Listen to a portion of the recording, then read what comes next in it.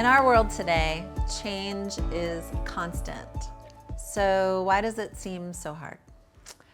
I was introduced to the change curve in the early 2010s. I was leading a large organization at a company that had gone through what had become a 7-year digital transformation. So much change. This tool that we're going to talk about today was a lifesaver. Maybe for you, in your organization, you're going through a big change. It could be a digital transformation, maybe AI-driven change.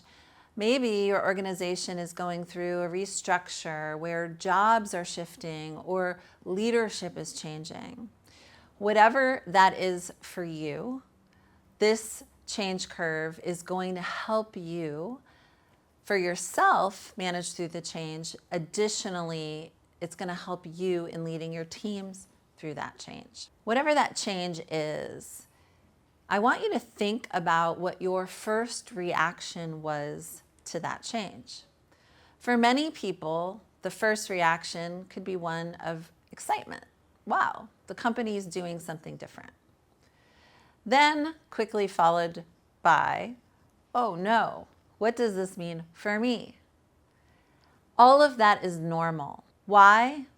Well, because when we experience change, it's not just about the process that's changing or the tool that's changing or the leadership that's changing.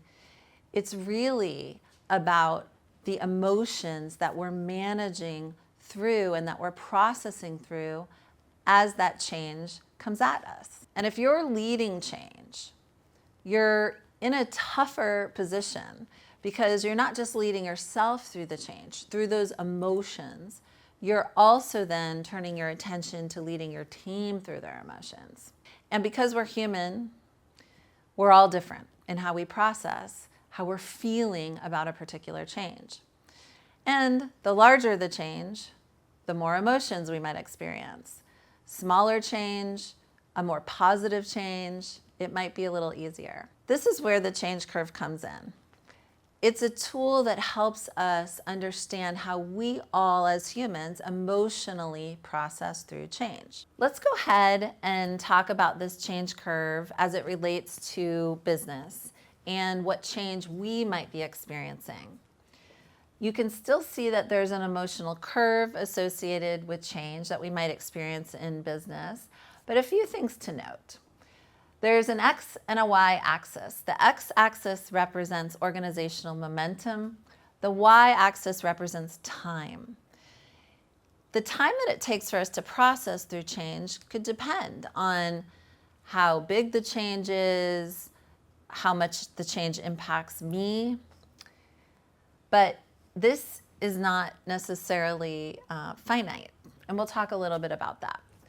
But when we're processing the emotions of change, we typically start with early excitement around that change. It's like a New Year's resolution. A new year starts and we have a little bit of momentum and excitement around the new year. Quickly, once we hear about a change, just naturally we move to this place of, what does this mean for me? As we start to process through that emotion, it really can bring up fear and uncertainty. We then continue to move through the change, and we might hit a place of immobilization and denial, which starts to put us into this zone of resistance. What you start to see is we're losing productivity because maybe we have additional worry. We're not getting the information we need. We're starting to resist the change. We can head into this place of paralysis. If we stay here too long, because that uncertainty is getting the best of us, this is really the danger zone. What you might experience or what you might see in your team is signs of withdrawal. Oh, I'll just do what's necessary to get by.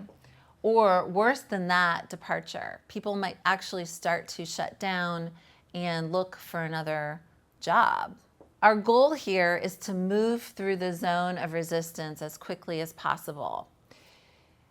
The stage that I like to look out for most is this step here in the emotional change curve called testing. When we start to see signs of testing, it's when we know we're on the upswing of the change. What does testing look like? You might have someone on your team start to lean in a little bit to that change. All right, maybe I'll try it. And anything that starts to lead you to believe that they're more open to trying that change is going to tell you that they're in the upswing of the change.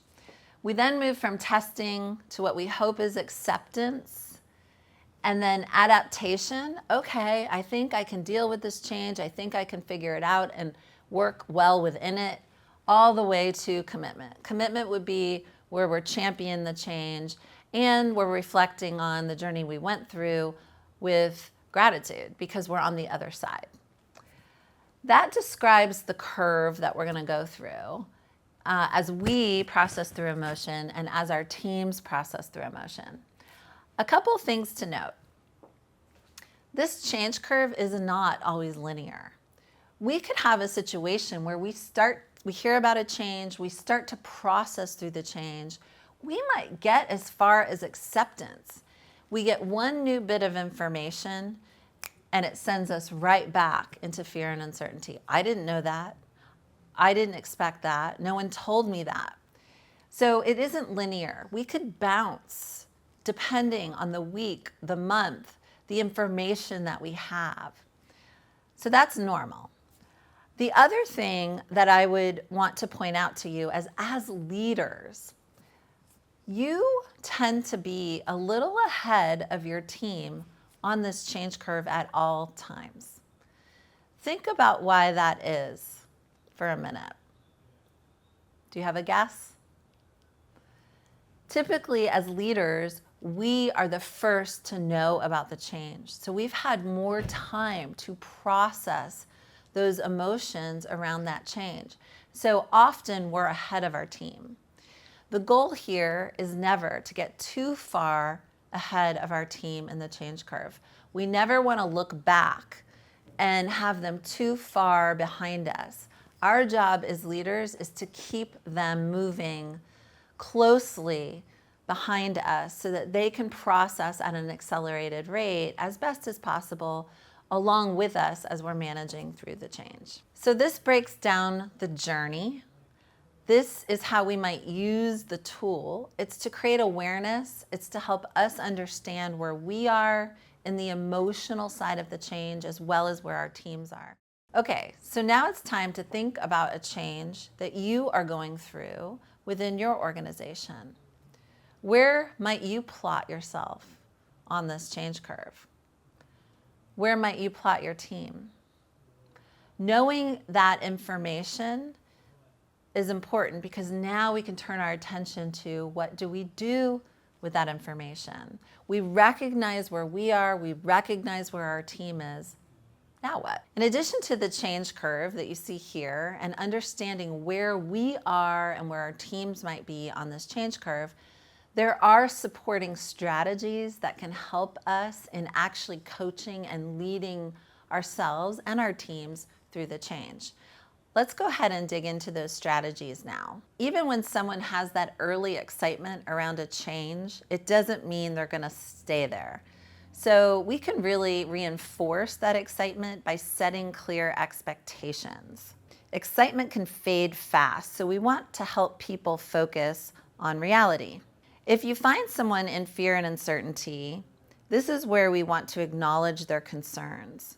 We want to spend time listening and validating and answering their questions. In this zone of resistance, a lot can be happening. This is where we want to be providing people support and stability. People in this moment need our reassurance, not our pressure. What we know is that productivity is less when people are in the zone of resistance. So it's the time to be supportive, ask them what we can do to help them move out of that zone of resistance so that we can start to increase productivity and get them on the other side of this change as quickly as possible. When we see people in that testing and adaptation stage. We know they're starting to move up the change curve. This is where we want to really encourage exploration. We want to encourage them to try things. We want to acknowledge and reward their small wins. We want to build confidence. Another good thing to do here at this stage is actually allow them to share what they're learning as they're trying to test the waters or trying to adapt. Share those learnings with others, because it could be really reinforcing of the positive nature of the change. And then lastly, as we move up the change curve and we see them move more toward commitment, we don't want to just stop and let it be. Really, this is a time to reinforce and celebrate the wins to keep the momentum going. The more you use the change curve to really recognize where you are in the change or where your teams are at in their change, the better equipped you are to meet them where they're at, and the more quickly they can move forward and move through that change to get on the other side. This zone of resistance is a reality. It's your job as a leader to move them through it as quickly as possible.